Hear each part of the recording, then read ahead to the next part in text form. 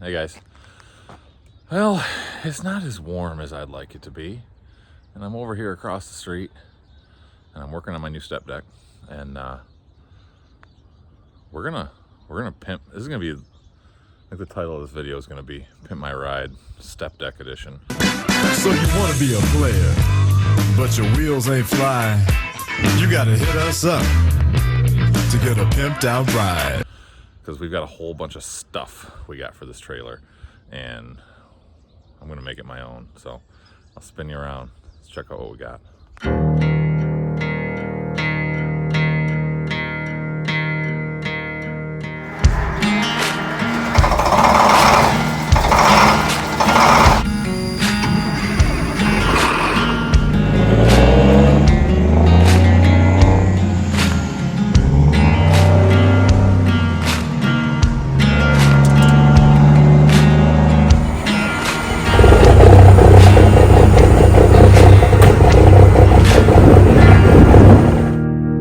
As you can see, so preface this for you guys that, well, nobody's watching this who doesn't watch the channel already, but maybe.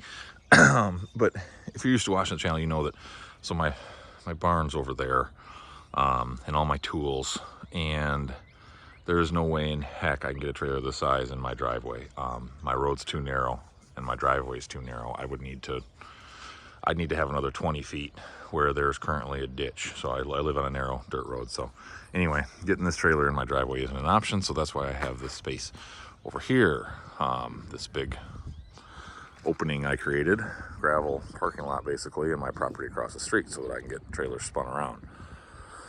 So anyway, I'm working over here. So we've got the L9000 is hooked up to the, I didn't hook up the service brake line because I don't care. So just the parking brake circuit, so we can release the brakes. But we're sitting over here across the street, and I'm gonna show you a little bit of what we got. So we got our trusty Gator service vehicle over here, and picked up one of these. We need a spare tire carrier. This is way too big. This is for a 22.5. But the trailer has a provision for one of these. It clearly got unbolted at some point. I probably could call up Kaufman and get one, but this was cheap, and I think I can modify it and make it work. It's got the hump in it for it to fit the tire. We'll just have to section this and cut it down, and we'll weld her up, make it work. We got some lug nuts. I cheaped out on these because, these are like $3 or $4 a piece, so times 32, it gets expensive quick, and I want to spend money elsewhere. So I just put some couple coats of primer, a couple coats of paint, and we're in business on those. You can see I have my my hubcaps pulled off. We're obviously putting new oil into these, but we're changing the caps too. There's the old ones. This truck or trailer had all original, all but one were brand new steel wheels. Literally no miles on them, but this is the big one. I sprung for some outer aluminums. Got them 20s on there. Them 20s, I just got them. Them ain't 20s, but it's off the hook. Them are 20s, man. Them, nah, they 10s. I bought them from somebody, but they nice though. Yeah, they cool. And I had to do 3 new tires because one was chopped and failing, probably had a broken belt. Another one was really dry rotted because it was really old, like a 20. That one might have been a 2011 date code, I think. And then I found another one that looked great, but it also had a 2011 date code, and that's just not going to work. So I had one old tire switched onto an aluminum, and then I bought 3 new 17.5s. So now I have every tire is 2018 or newer, and all but brand new, full tread depth on every single one. So we got a nice height match, and ages aren't getting too old. So these are real Alcoas, boys. My tire supplier. So if you're ever in the market for wheels, maybe this is unique to me. I do get wholesale price, but I don't get an amazing wholesale cut. I'm sure my tier is somewhere in the middle. But I price these at various suppliers. I priced them at buytruckwheels.com, and then I priced them with my local supplier, and I couldn't get knockoff wheels for what they got me Alcoas for. I'm talking by 20 or 30 bucks a wheel cheaper, and I obviously didn't have to pay shipping. It came right to their door. and then I paid them for the tires. So just a heads up, use your local commercial truck supplier. As always, local usually is going to mean better. Almost never fails. So we've also got a couple underbody boxes. I had to special order these from a truck part supplier because I wanted something low. I do not want, a standard 18-inch height box is really going to be close to the ground, too close for my comfort. So I went with 14-inch low profile boxes. They are a 16-inch depth by, I can't remember, I think they're 36s, but they could be 30s. I really don't remember. Looks like 1, 2, yeah, they're 36s. So anyway, we got a couple of those. We're going to get to mounting those up.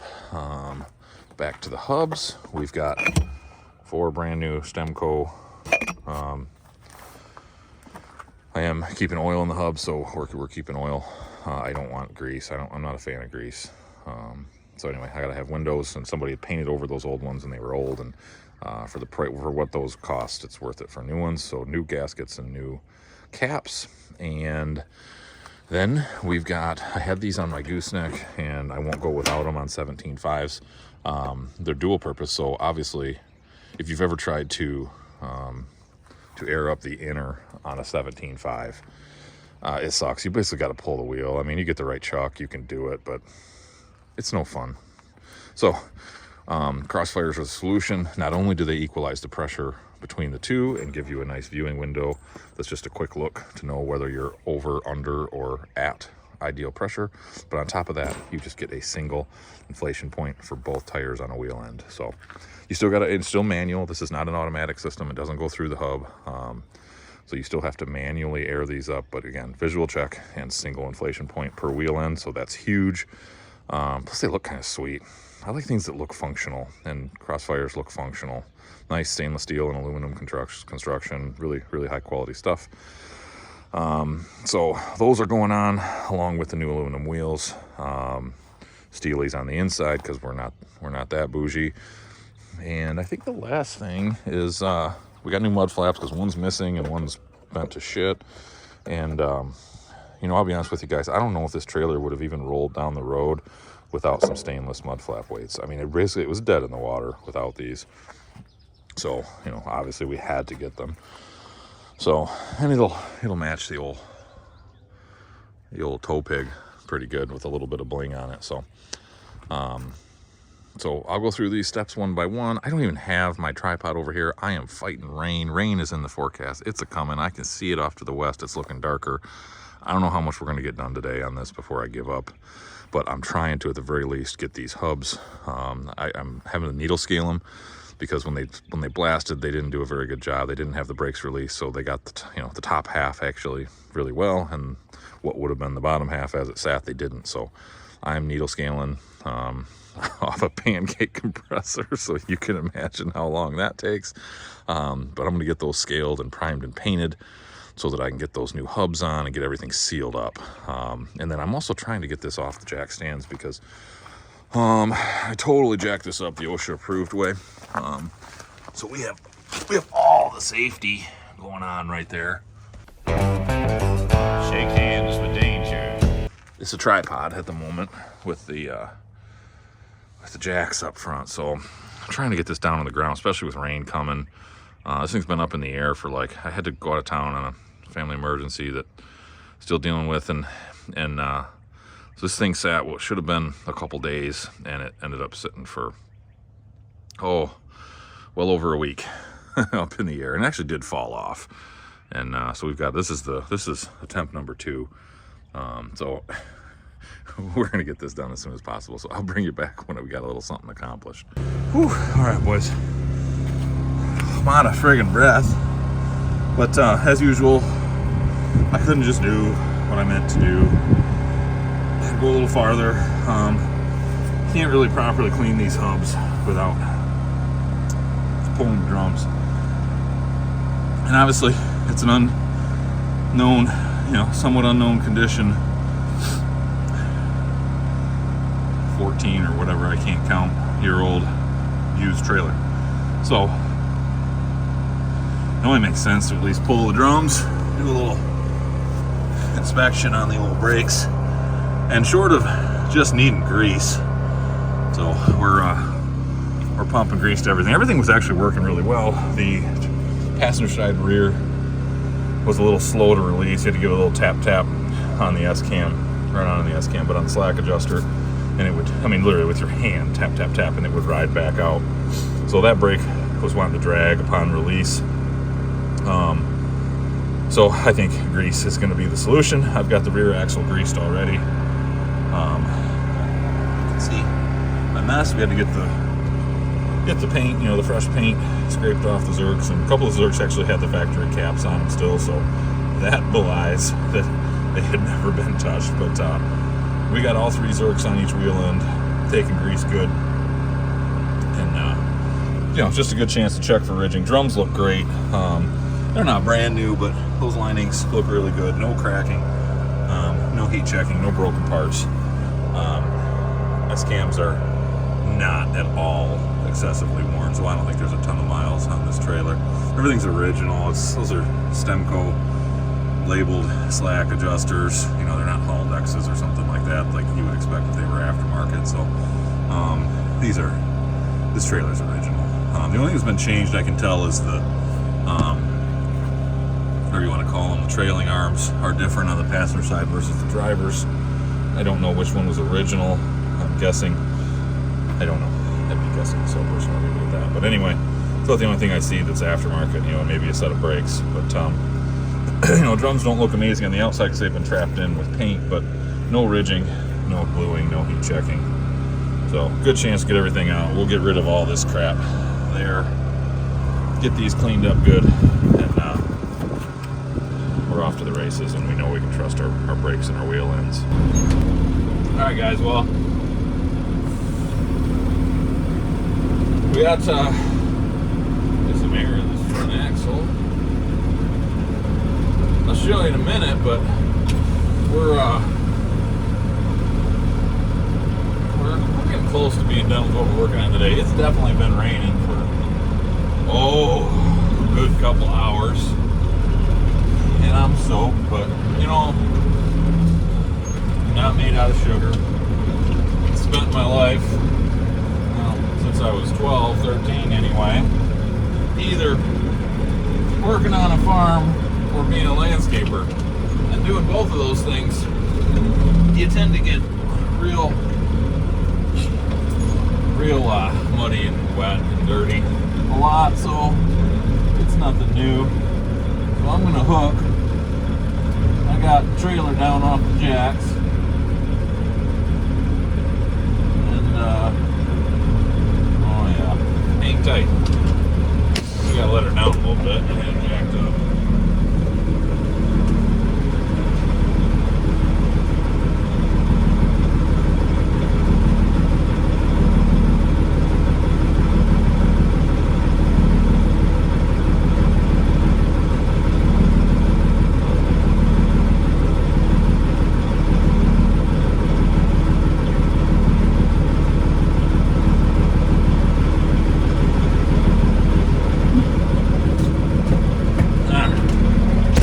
Try that again.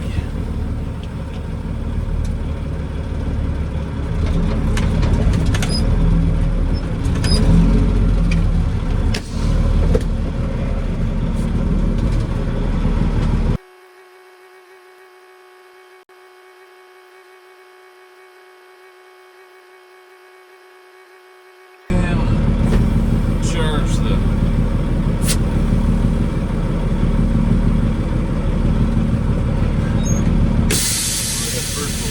test.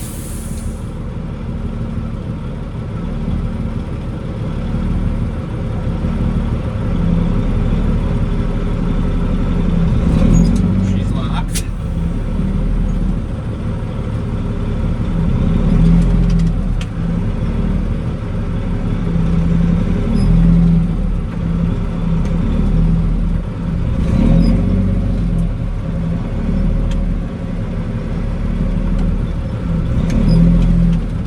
Brake is still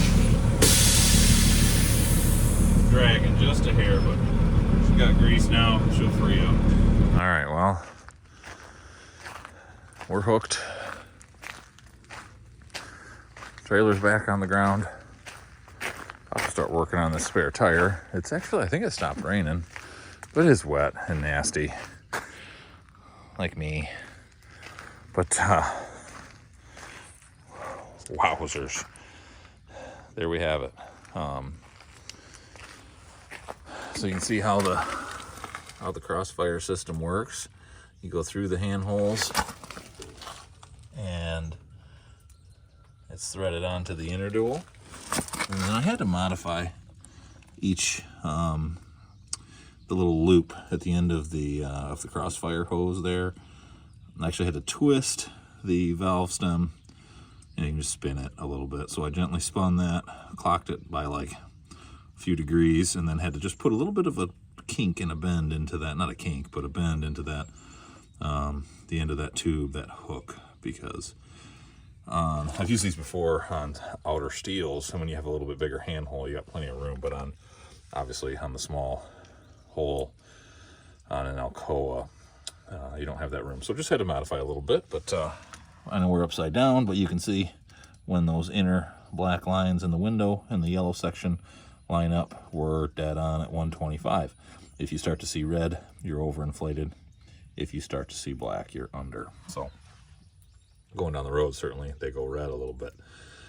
But usually you can see that fluctuation. You can still see a little bit of yellow, and you can visually just do a quick check to know whether you're, grossly over, under, etc. So I do still have to put oil into those hubs.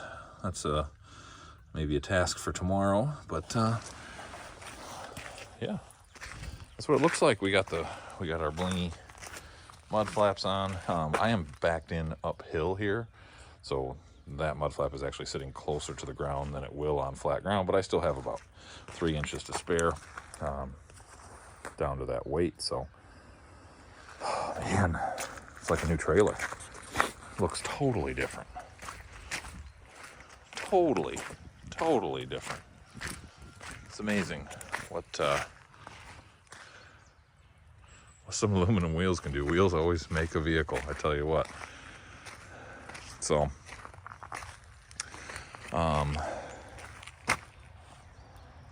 the box. So obviously I've got the floor jack holding this box up. I know it's not level, guys, I'm aware. But I'm playing with position and height, and I think this is where I'm gonna put it roughly. I don't, obviously I don't want it too far in because I don't want to have to lean under the trailer to get to it. So, we're about 6 inches back from the main beam. I chose this size box because it'll fit. We've got these angle iron supports every third or fourth cross member, and back here they're a little tighter, so this is where it fits. And then I've got a sliding winch track here, which I do intend on utilizing, so we can't be way outboard. So, and we still got to have the door obviously be able to open, so that gives us plenty of clearance. The winches can slide by.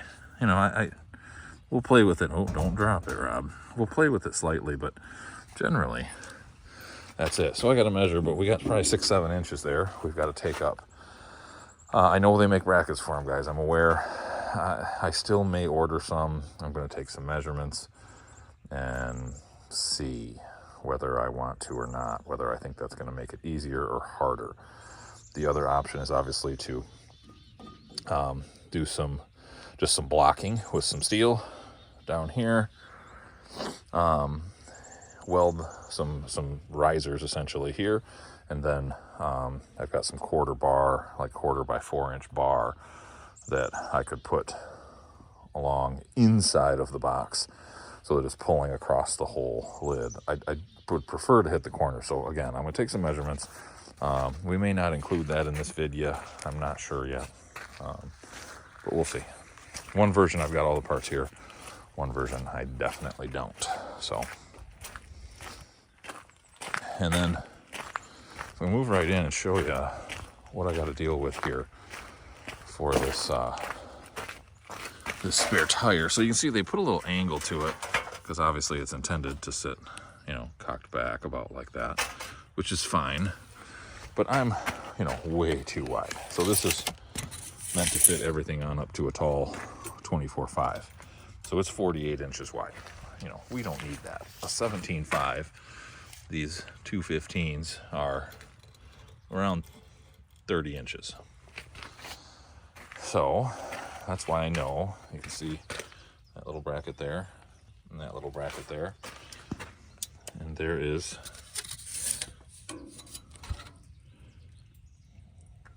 as you can see, about 31.5 inches in between those. So that was their bracket. And then if you look in there, right there, that's where the other one pinned. So I'm going to modify this.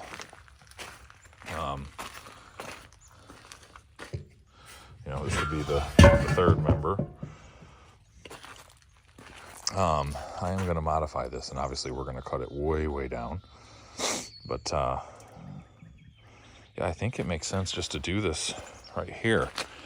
I'm going to cut it down to the width I want and the height I want, and then I will section it, weld it.